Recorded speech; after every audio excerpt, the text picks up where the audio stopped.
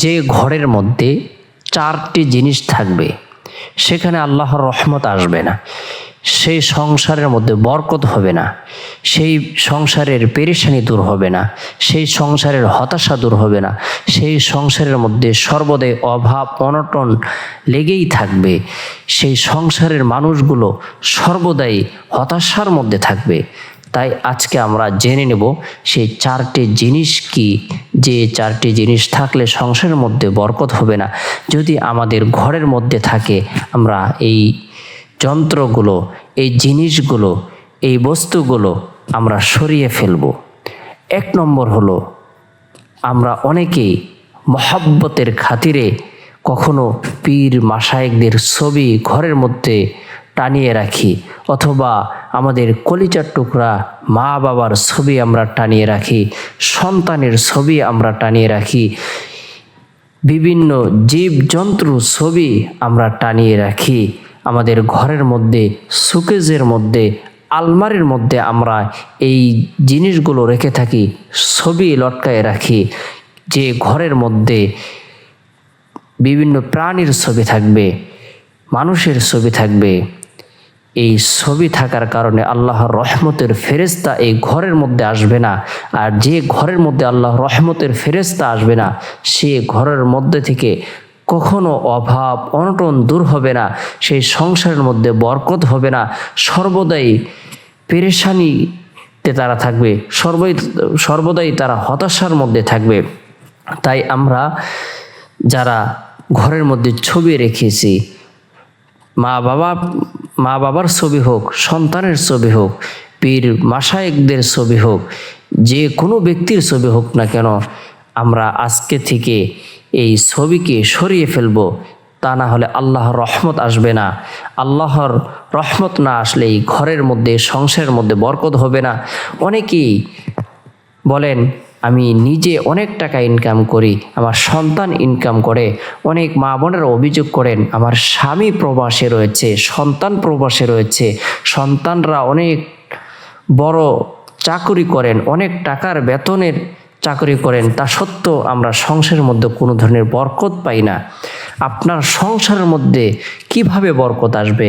আপনি তো নাজায়েজ অবৈধ আসবাবপত্র আপনার ঘরের মধ্যে রেখেছেন। তাই ছবি যাদের টানানো রয়েছে, শোকেজের মধ্যে বিভিন্ন প্রাণীর ছবি, বিভিন্ন বাঘ, ভাল্লুক, কুকুর, শিয়াল, বিভিন্ন ধরনের ছবি যাদের ঘরের মধ্যে রয়েছে, আজই ছবিগুলো সরিয়ে ফেলুন।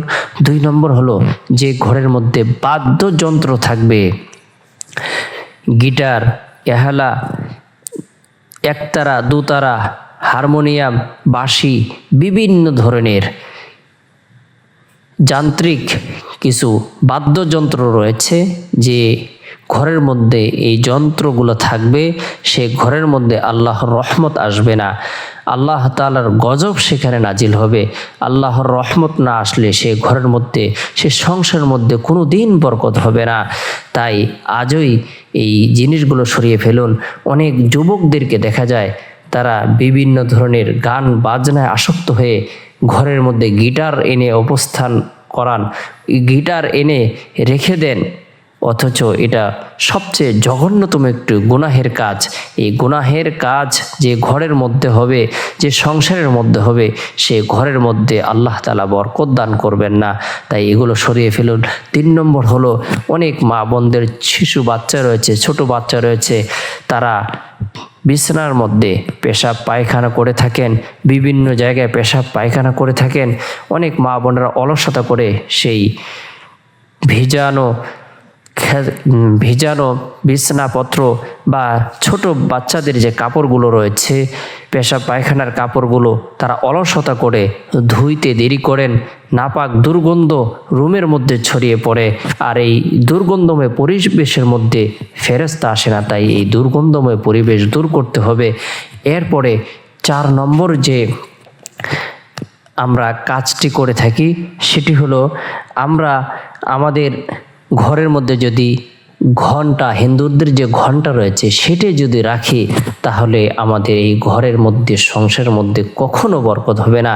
সংসারের মধ্যে যদি আমরা বরকত কামনা করি, সংসারের মধ্যে যেন আমরা সুখ শান্তি কামনা করি, অভাব অনটন যেন দূর হয়ে যায়, রিজিকে যেন বরকত হয়, সকলেই যেন স্বাচ্ছন্দ্যবোধভাবে জীবনযাপন করতে পারে, এরকম যদি মনোভাব আমাদের থাকে, তাহলে আমরা সকল ধরনের গুনাহকে বর্জন করে নেক কাজকে আঁকড়ে ধরব।